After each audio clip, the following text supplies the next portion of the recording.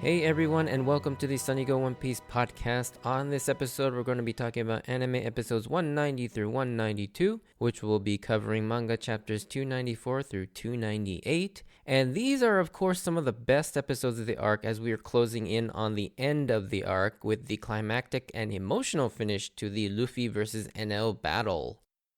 Alright, so the synopsis, pretty short and sweet. Luffy works his way back up to the top of the giant jack to take on Enel once again. However, with Enel making it impossible for Luffy to get back to him, Luffy needs Nami's help as well as some help from everyone down below as they come up with a plan to get to Enel and take him down for good. Alright, so differences. There are none, really. So yeah, these chapters are pretty faithfully adapted. Just a couple scenes just kind of slightly shuffled around, and some of the flashback scenes included a little bit more footage so that they would pad out a little bit more time. But otherwise, these episodes were really well done in terms of pacing and adaptation.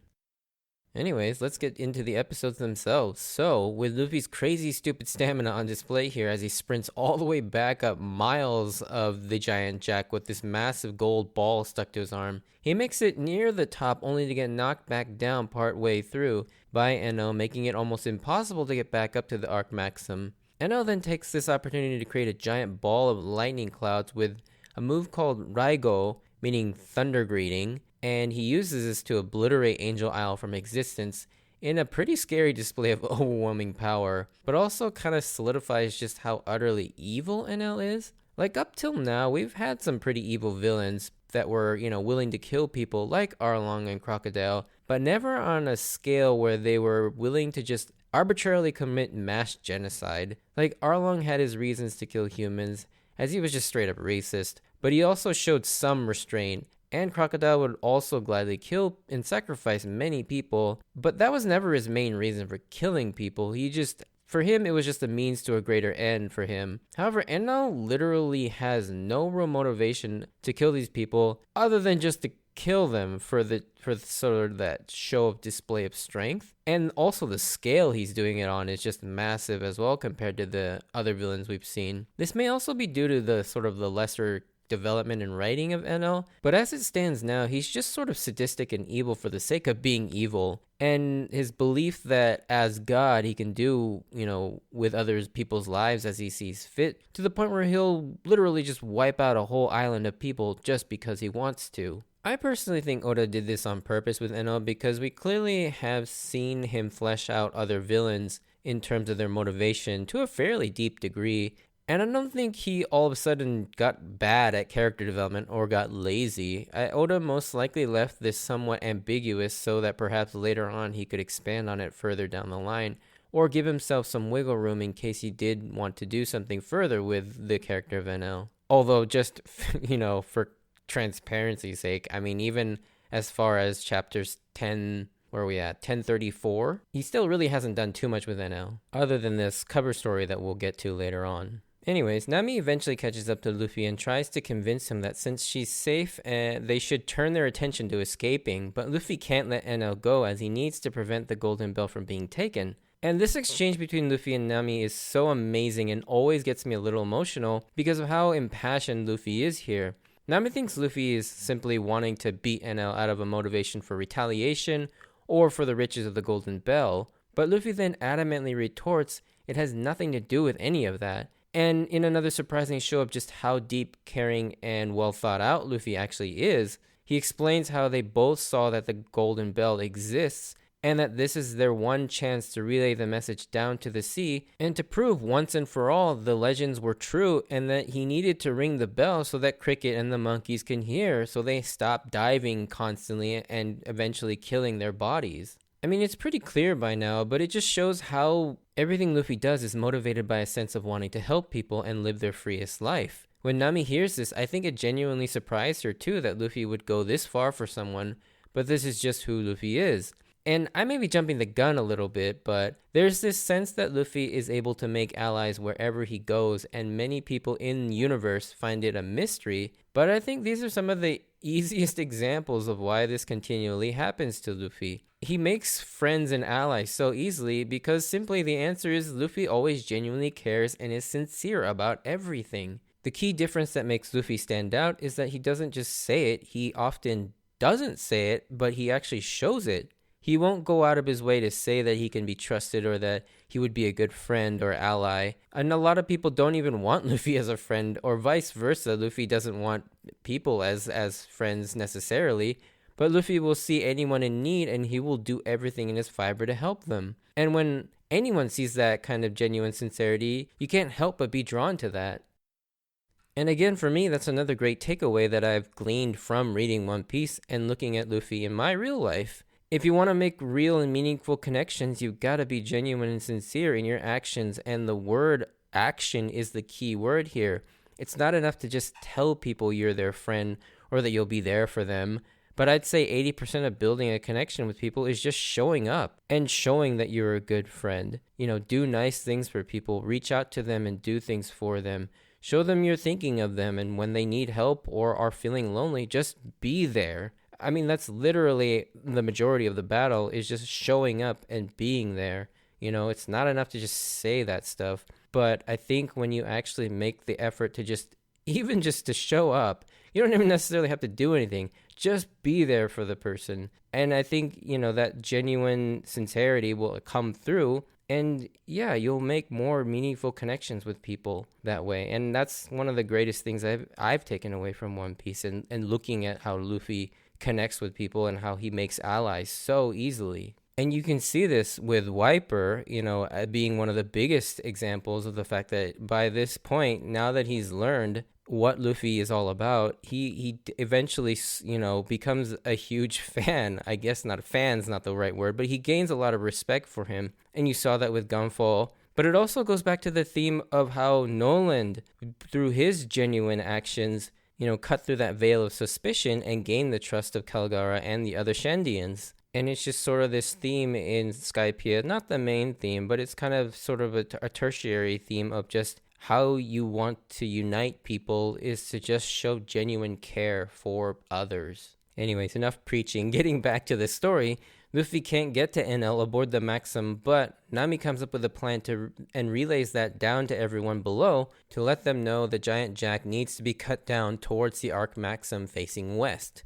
And I love that this is another great example of how Luffy depends on his Nakama's unique strengths and abilities, and here, relying on Nami's brains and her waiver writing skills, as well as Robin's ability to decipher Nami's message and Zoro cutting down a portion of the giant jack. And also, as useless as Usopp is, he also tries to contribute in knocking down the giant jack with a whole bunch of, gunpowder stars. And we get a third iteration of the Usopp Wagomu or Usopp rubber band joke. But it's a complete team effort for Luffy to get to Enel and defeat him, just as he declared long ago back in Arlong Park that he needs his Nakama.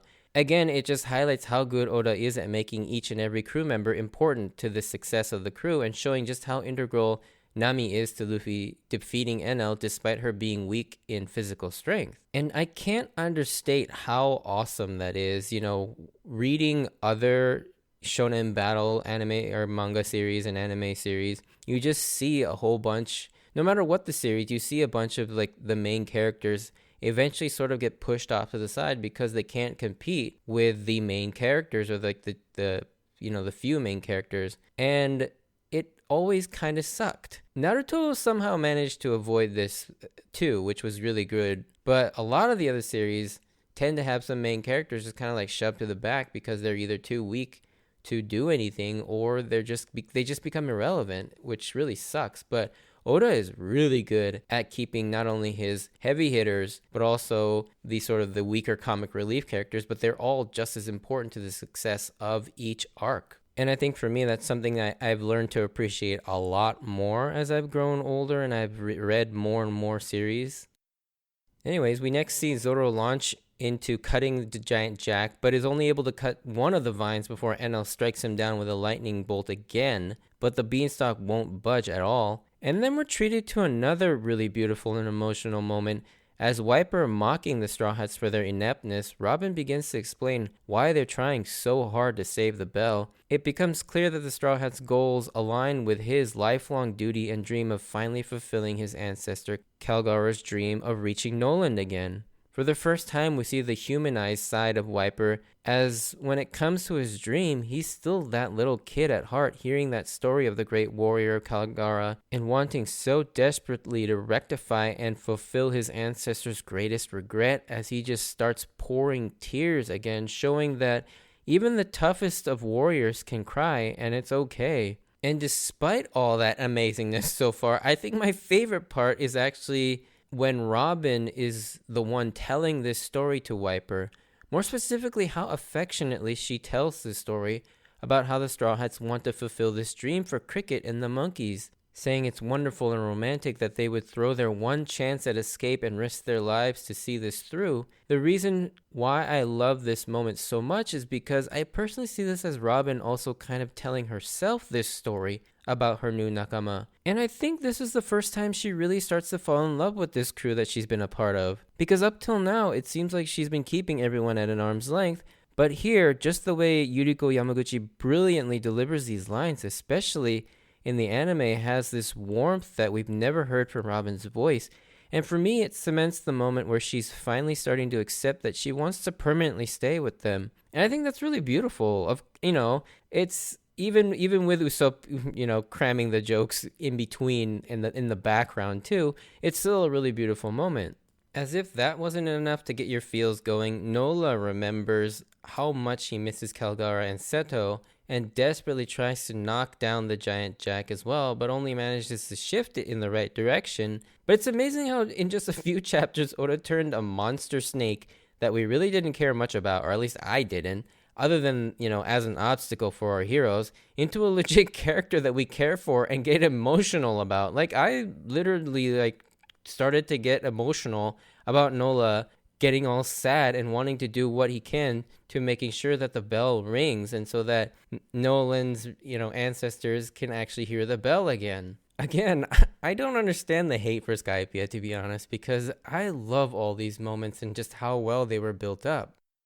But Wiper, after learning of Luffy's true motivation for ringing the bell is to show Nolan's descendant that the Golden City exists, and they're still to this day waiting patiently for the bell, just shows how deep that friendship went, as it's transcended centuries from Kalgara and Nolan to now poetically Wiper and Cricket. Wiper then decides to use the reject dial one last time to blast the other vine away, finally making the giant jack topple over. And this whole section was just so amazing from an emotional standpoint. And yeah, I love this. These episodes have been so good. But then from an emotional moment, we jump right into an uplifting and triumphant moment as Luffy and Nami jet their way up while everybody cheers them on. Then immediately it goes into this suspenseful tone as Enel responds by trying to sink the giant jack before it can get to him. And all I have to say is One Piece is so damn good at transitioning between these disparate tones so well without ruining the moment. Because a lot of times when you jump from tone to tone, especially ones as different as these, it can kind of seem very weird and awkward and almost like whiplash. But I don't know why, but Oda seems to manage to juggle that so well. I never actually notice it. I just get so invested, and it just keeps everything so engaging and interesting that you really can't take your attention away from anything but the story itself, and you don't even care about any of the other stuff.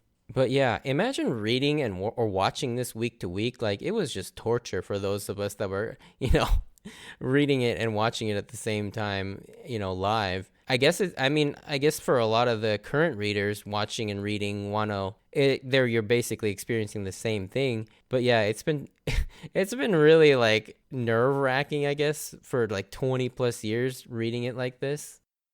But in order to silence everyone and thwart Luffy and Nami, Enel continues to rain down lightning on the upper yard. But everyone, including the citizens of Sky Island, sees that it's barely budging, including Gumfall, who comes to the realization that the birth is so grand that it was never to be fought over but should have been shared to begin with, and that he greatly regrets all the lives lost over the last 400 years. And I'll be honest, I never quite understood this moment because I'm honestly not sure what Gumfall is trying to say here.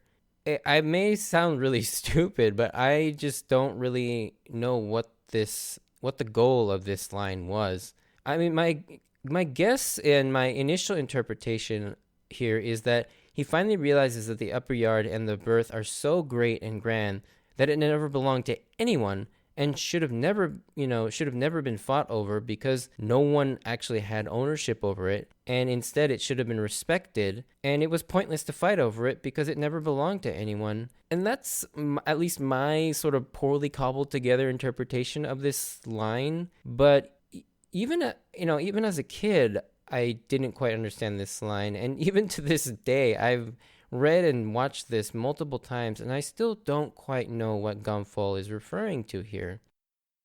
Getting back to the action though, Luffy and Nami make it to the top as Luffy launches himself not at the Ark, but at Enel's Raigo Ball to take that down first, as it poses the most immediate threat to everyone.